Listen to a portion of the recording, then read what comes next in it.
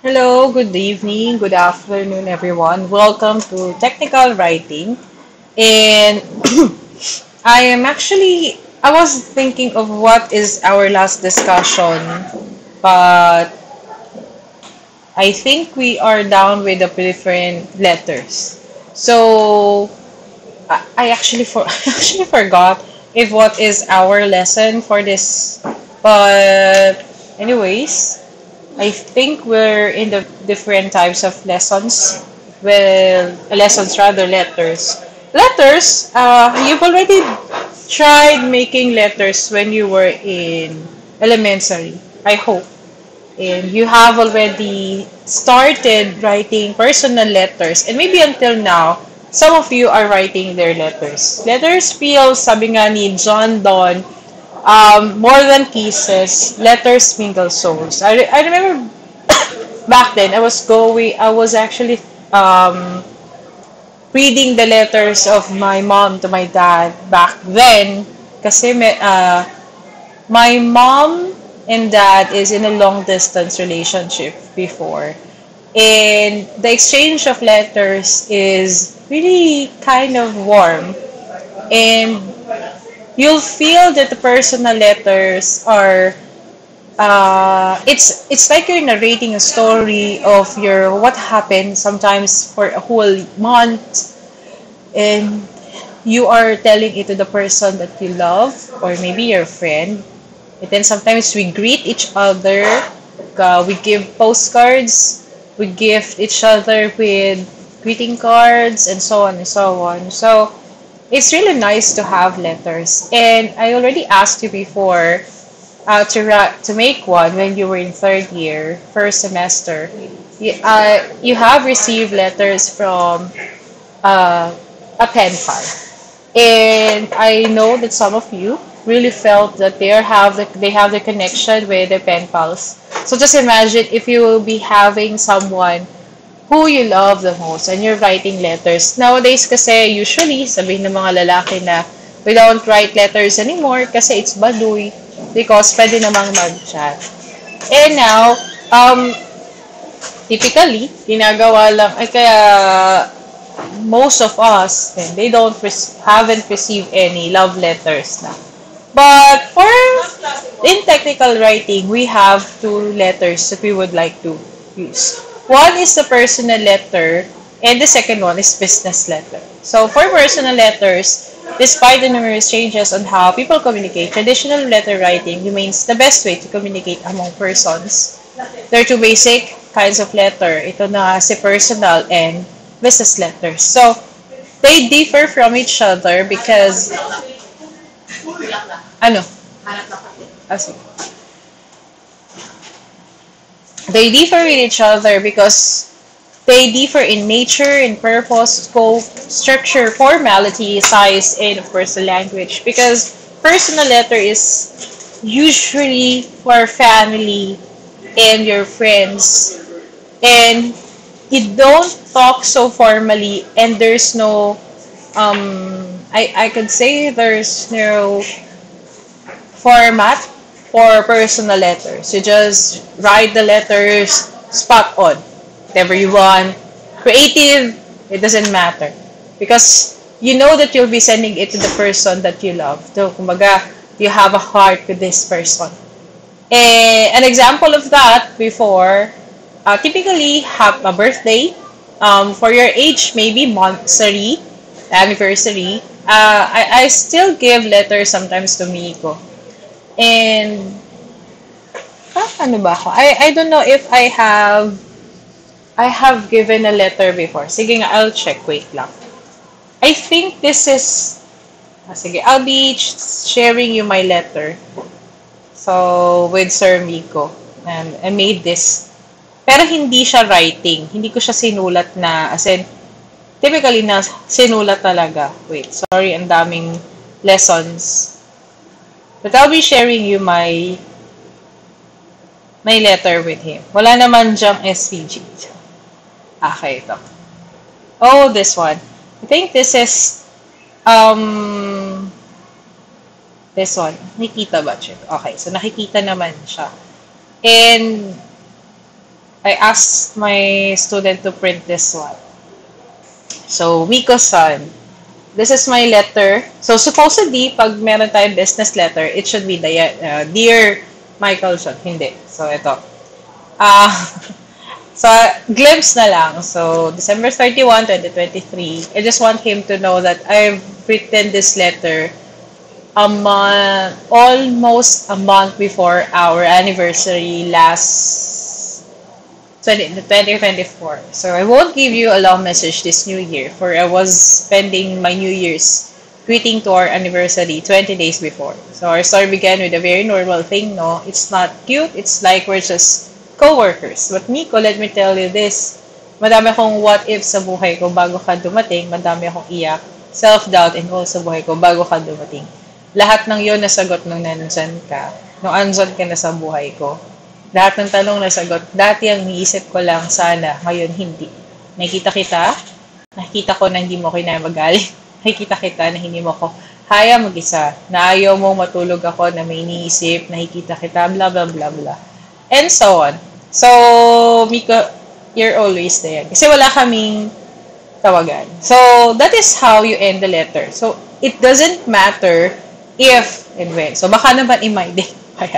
So, ayan. So, that's how we write personal letters. And there's no such thing as, tama to. Mali ka. There's no wrong in this one.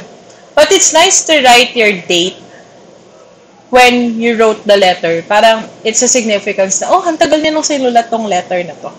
Ayan. So, now, business letter is a more formal one.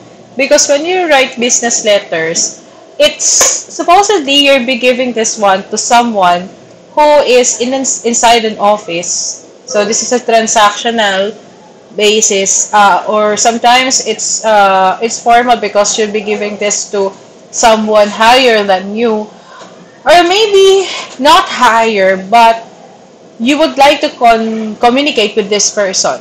So business letter is formal typewritten letter concerning business transactions and other business related. Tine-check ko baka mamaya hindi siya nakita kay. So, business issues and information. This kind of letter must adhere to certain rules. Some restrictions and formats must use a formal language. In addition, an effective business letter should sound like a person talking to another person.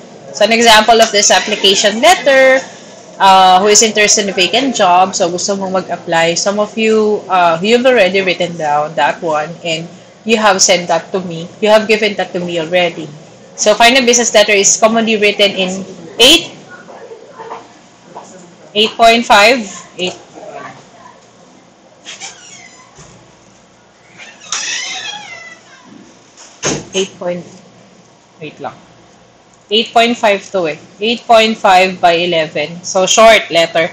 And a clean bond paper. Kasi nga letter nga siya, di ba? Kaya nga yung short bond paper, it's word letter. Or sometimes, A4. But not long. Hindi siya naka-long paper. Long bond. It follows certain margin and free from dirt and scratches in order to build a good impression to the reader. So, isa dito sa nakikita natin na dapat hindi nakalagay, it's free from scratch. I remember there was a time that I saw that there are other marks such as, actually ito hindi dapat, wala dapat ito. Correction tape. Ayan, dapat sa letter, walang bura, wala siyang mark ng correction tape. That's why we always practice sa klase na, I always allow you na, sabi ko lagi na, nako mga anak, make sure na,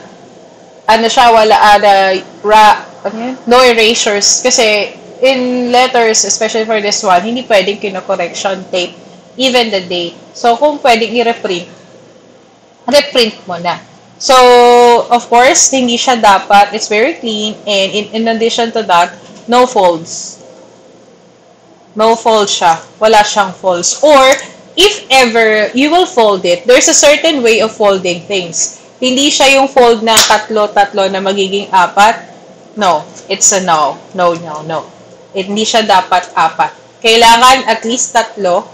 And then, you will buy a letter for an envelope that is a clear white envelope. I know, not clear, but rather a white envelope hindi siya dapat maayos siya dapat. And for example, business to business transaction kayo, kailangan magsasakto yung dun sa, may clear part doon with the clear.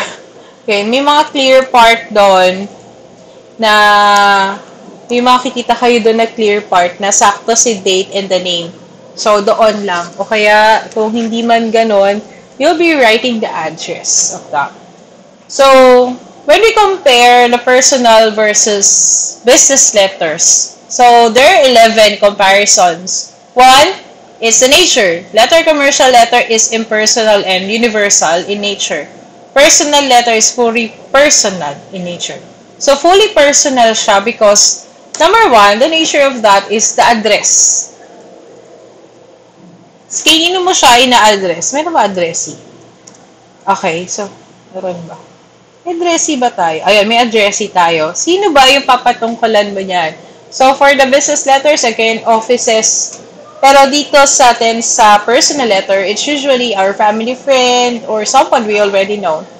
And we don't file it for the business letters. We file it because we need to know our correspondence. But for personal letter, it's not. We file it because we love the person and we want to see,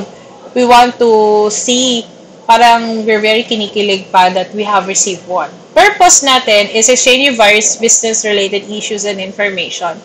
But personal letter is exchanging personal or family affairs or information. So for purpose natin, it's different. Scope, iba-iba din siya because business information contains various scopes talaga siya. And basta business letter is whenever you transact. So later on, we'll discuss that. The structure of that is different because for business letters, there are certain ways on writing a business letter. Formalities, formal. The size is general concise. Personal letter, maybe it's up to us. Kasi for formalities, business letters, the size rather dito sa business letters, as much as possible, 1 page only. In 1 page yung typical, dapat, it is concise.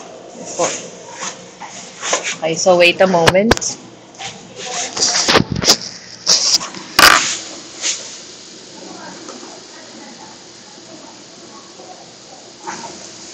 Ano na kung pang-firmang bold? Sorry na. Okay lang. Record. Si Sir Mark. So, kasi may mga sabay-sabay na ganun.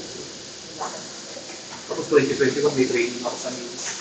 For ano yun, sir? Sa BBO.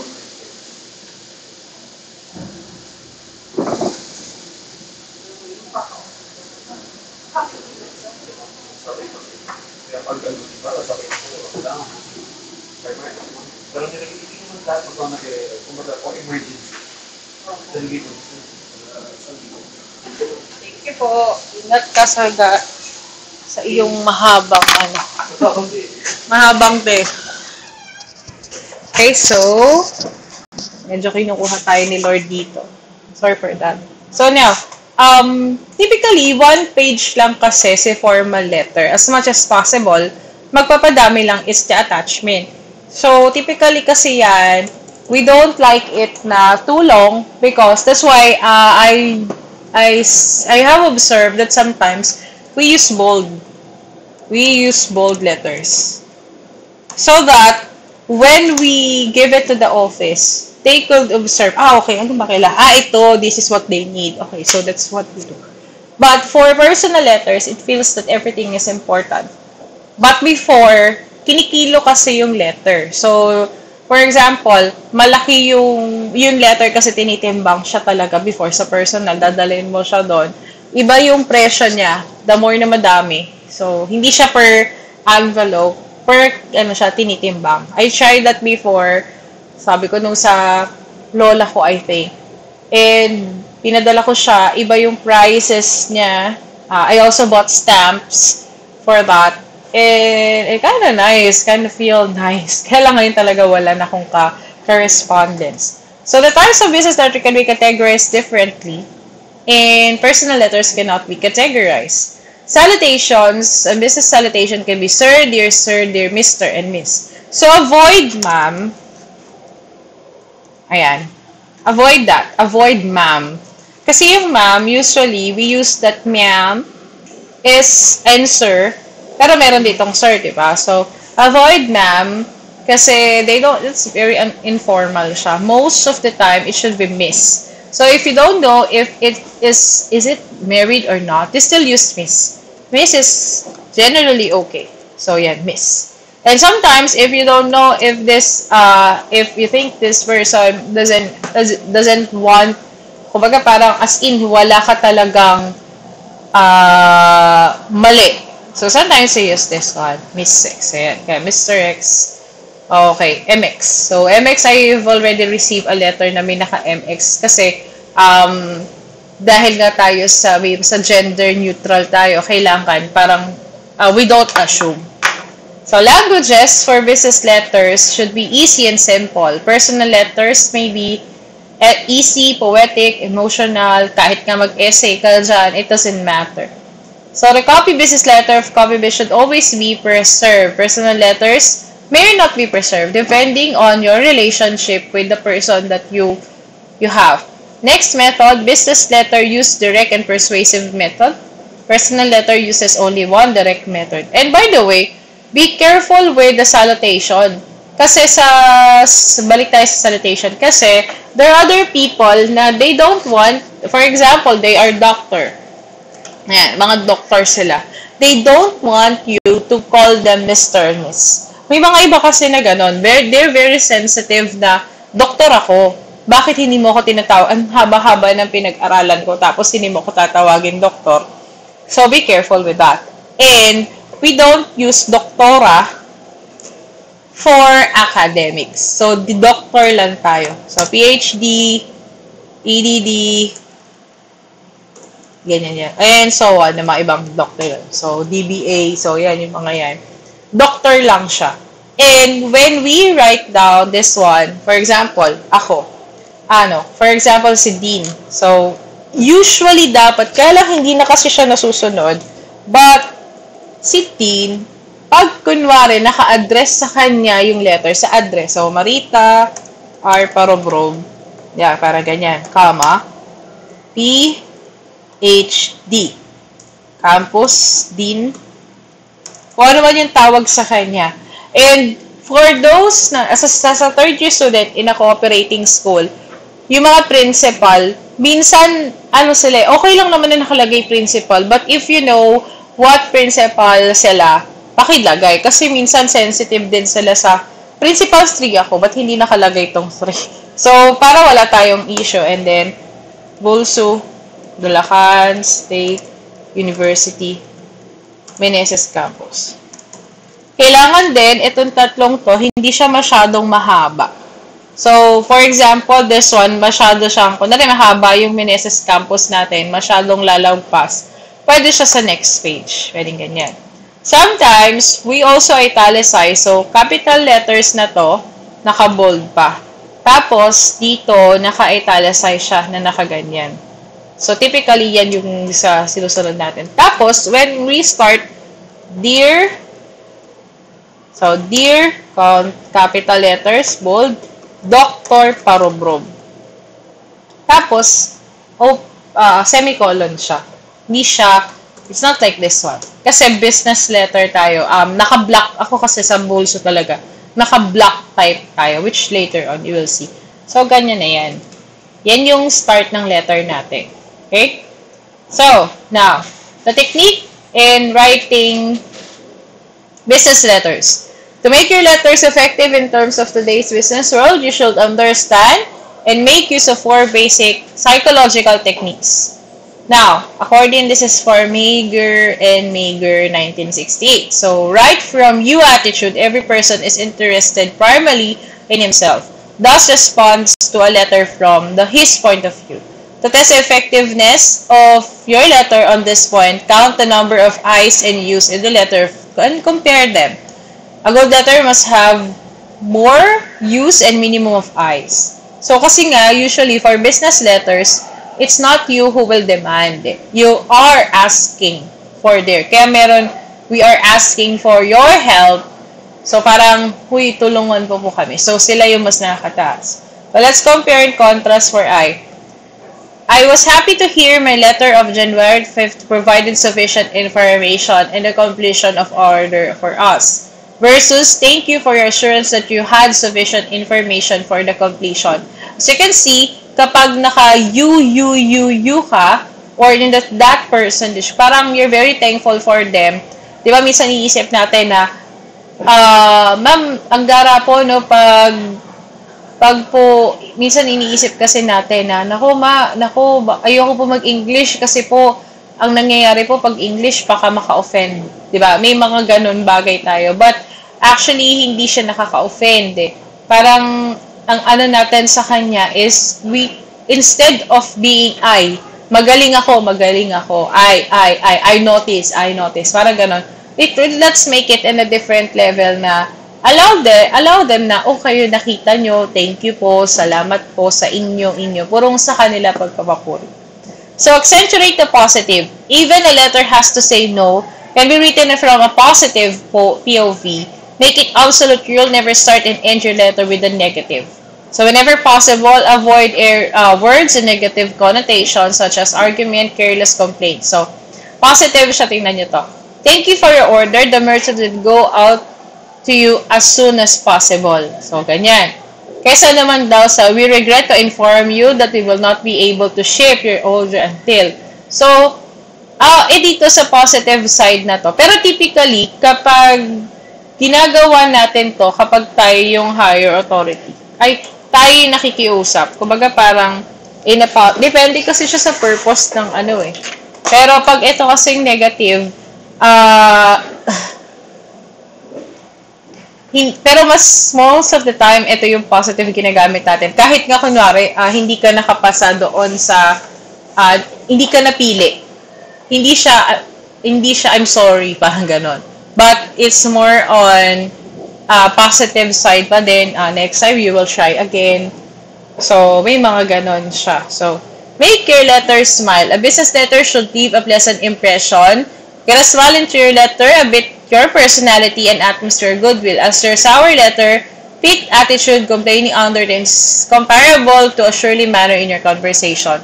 So, pwede ka sa, we shall be glad to, it's a pleasure, thank you, appreciate very much with our compliments. So, yan yun. So, make your copy live. The reader should feel what you say. If possible, create a visual experience. Let the reader see himself doing something, running a machine, telling his friends about his triumphs, selling more accounts, and reinterpreted the same copy. So, pwede yan. Now, you don't need to do this one, but this one, you will do. Okay? So, I'll give you, you need just to pause it down na lang. So, do this. Okay. Yan lang ang gagawin nyo. Do this, and we'll be checking this one. Don't worry, after midterms. Check this after midterms. Ayan. So, do that. Save natin. Alright. So, just screenshot this one and we'll discuss it later.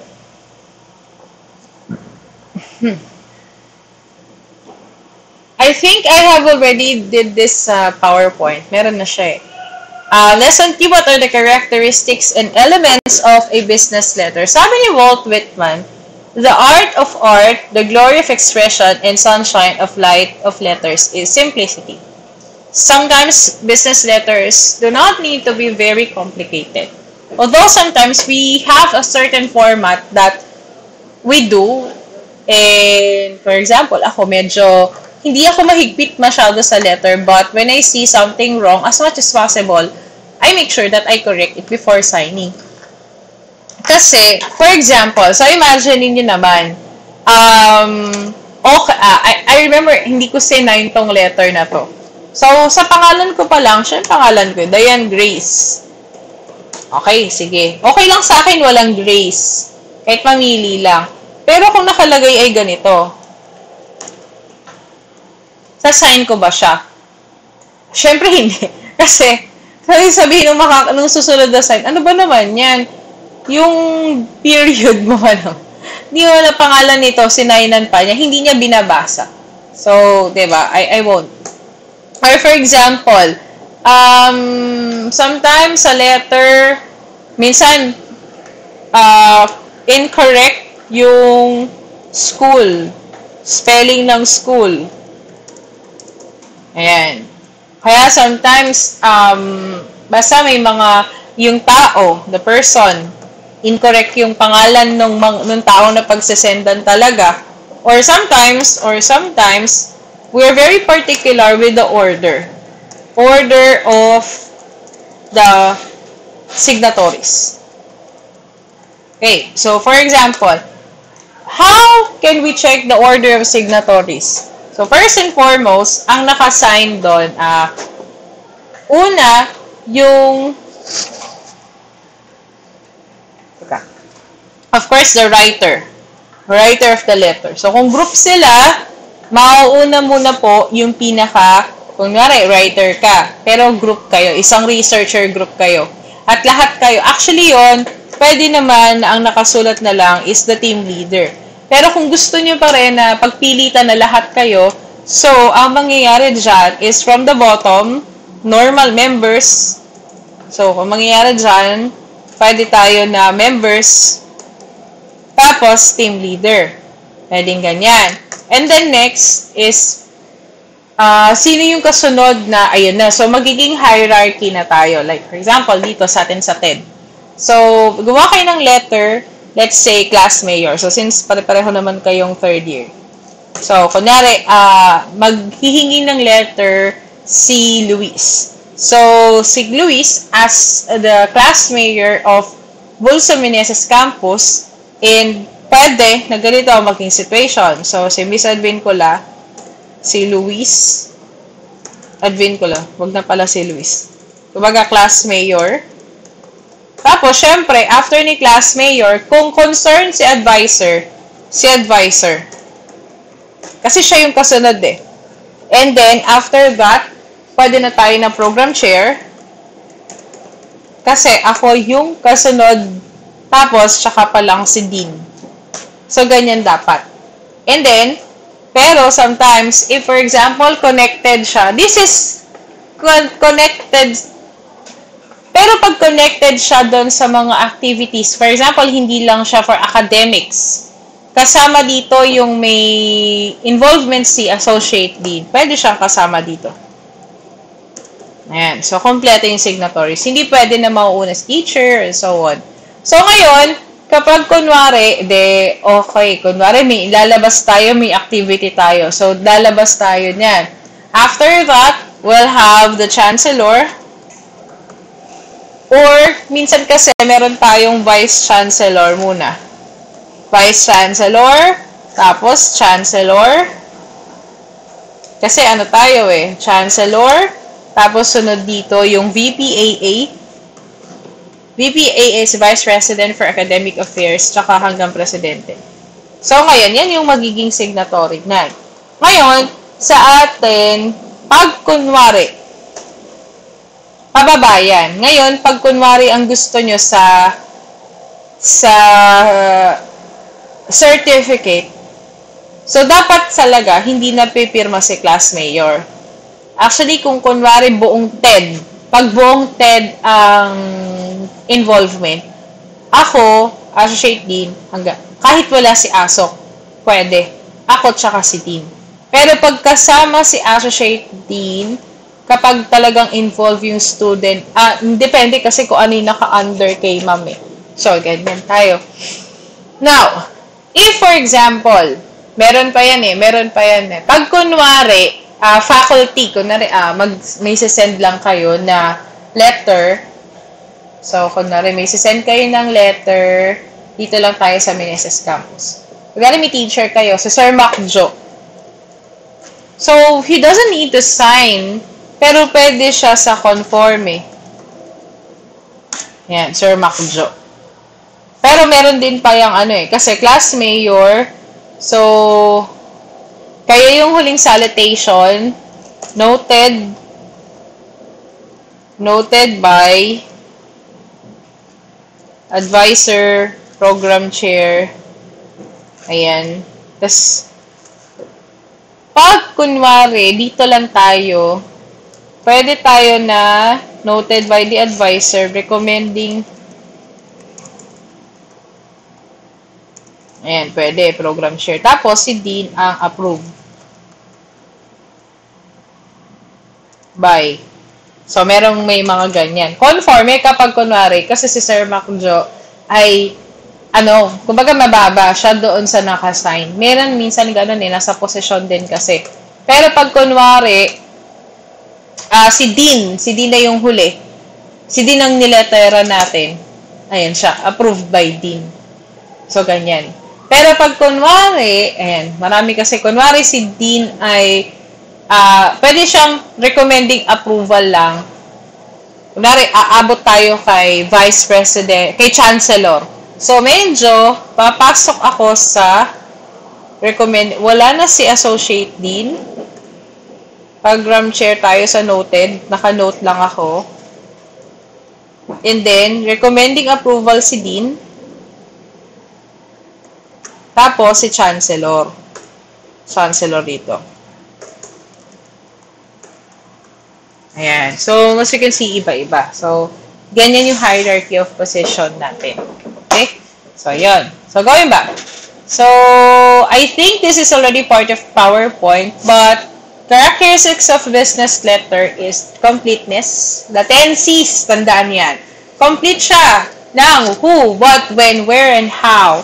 As much as possible, in a very concise and 3 paragraph na kasya sa isang papel, nakapasok na kung ano mangyayari, sino yung kailangan nyo, ano yung kailangan nyo, kailan, saan, and paano. Correctness, of course, important. The grammar, punctuation, spacing, everything. Conciseness also is part of it.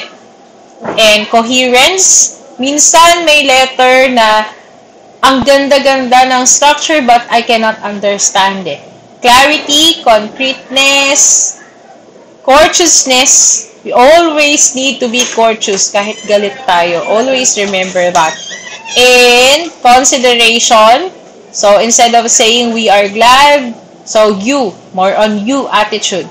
Consistency and credibility. So those C's, very self-explanatory na sila. So, but if you want to, to check it, ayan, sige.